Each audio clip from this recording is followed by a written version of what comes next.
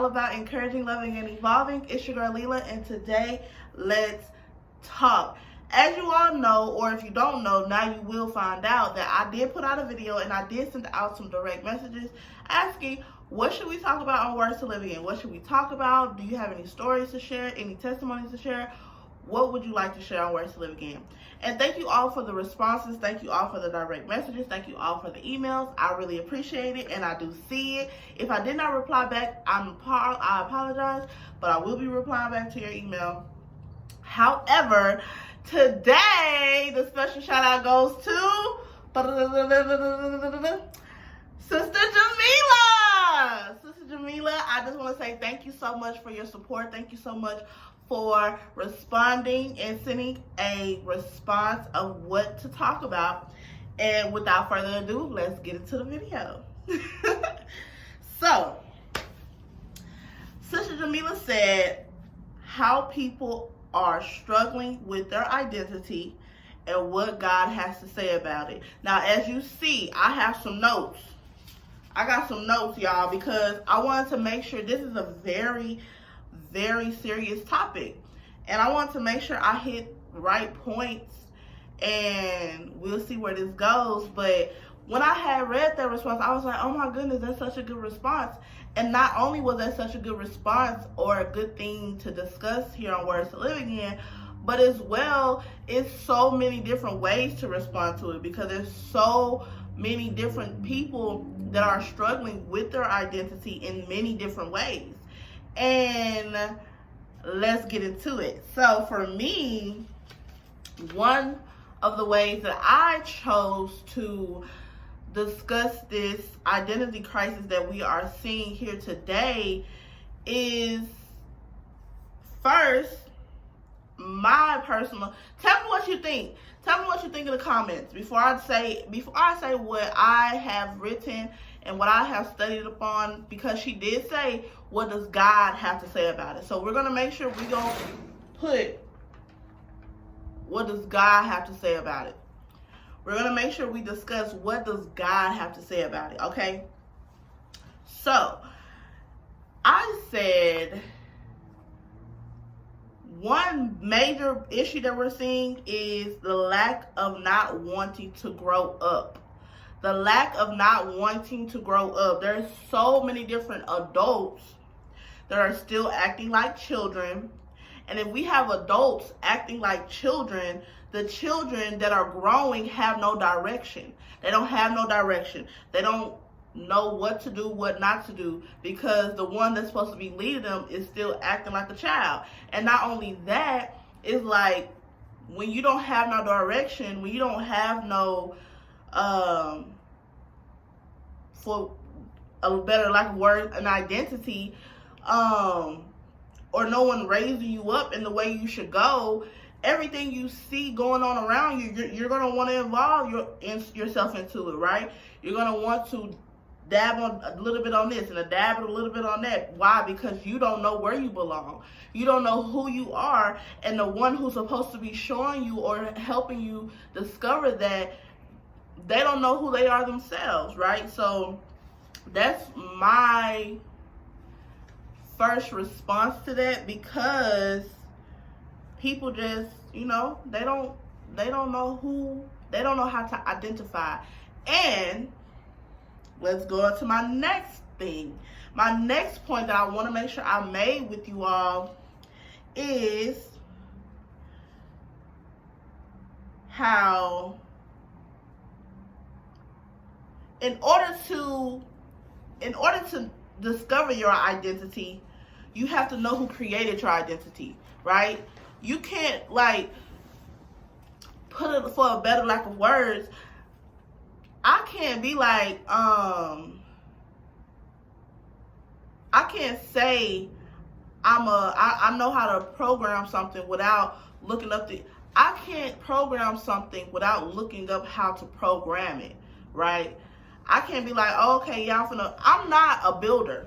I'm not a mechanic. I'm not a builder. So if I want to do something in that category, in that nature of things, I'm going to have to look up the instructions.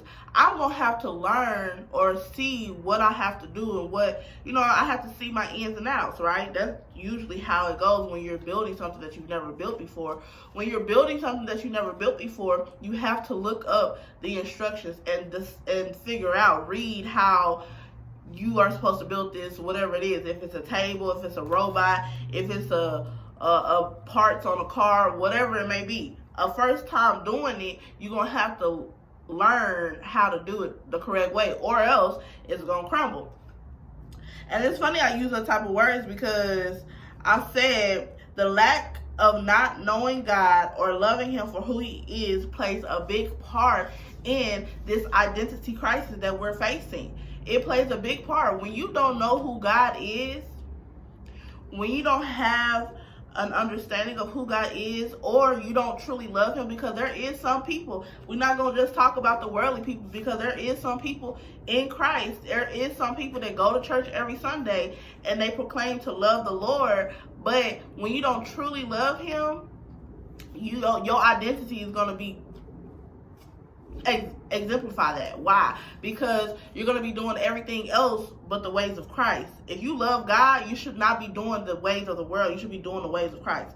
And that's just that it is what it is. You know what I'm saying? That's just that on that. It's just simple. And it's not no in between, but a lot of times people want to justify their wrongs and make it an in-between line, but it's not no in-between line. So you're going to either identify with Christ or you're going to identify with the world. And that's another thing that we have to work on as believers, is growing in the love of God so that we can understand who we are, who he created us to be, right? That goes back into the whole analogy. How can you know who you are if you don't know who created you? People don't know who created them. Because it says, I have a note, it says Jeremiah 29:11. For I know the plans and thoughts that I have for you, said the Lord. Plans for peace and well-being, not for disorder, but to give you a future and hope. That's the Amplified version. So people don't know that. If you don't know who Christ is and you don't know the one who created you, you're not going to know that God, his plans for you is to give you a future, is to give you hope, is to, give you peace and well-being. It's not he didn't create you for you to live in disaster. He didn't create you for those reasons. That goes further deep into these communities that's being built. A lot of these communities that's being built are feeling communities. I'm talking about FEELING, feelings. Your feelings. You want to create a community off of your feelings. We have a lot of feelings community, but the base of these communities are not Christ. And if Christ is not your cornerstone to build upon, it's going to crumble. If Christ is not your cornerstone and where it's the origin of your building up, it's going to fall eventually. And I think that's a big part. A lot of times people seek Lord, or they try to say, Lord, clean me or fix me or point out in me what you don't like about me so that I can become a better version of myself. But once God gets to pointing, that's believers that go to church Sunday and people that don't go to church Sunday that's trying to get right? Or they feel a conviction to do better, right? When God starts pointing out what he don't like in your life, when God starts pointing out what needs to be removed and cleansed away, then we get mad at God. Now it's not, oh Lord, Lord, clean me. It's like, nah, you don't love me. He's trying to show you how to become a better version of yourself, but you don't want to accept what he's saying that he dislikes about you, even if it's in love. For the sake of time, y'all gonna be mad at me. For the sake of time, we're gonna go into a part 2, okay? For the sake of time, we're gonna go into part 2. So make sure y'all tune in next Wednesday at 7 o'clock for part 2 of what should I title this?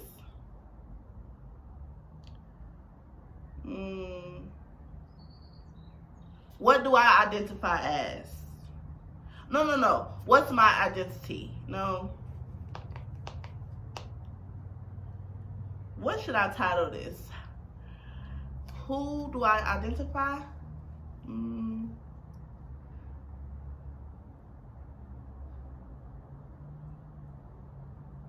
What does God say about my identity?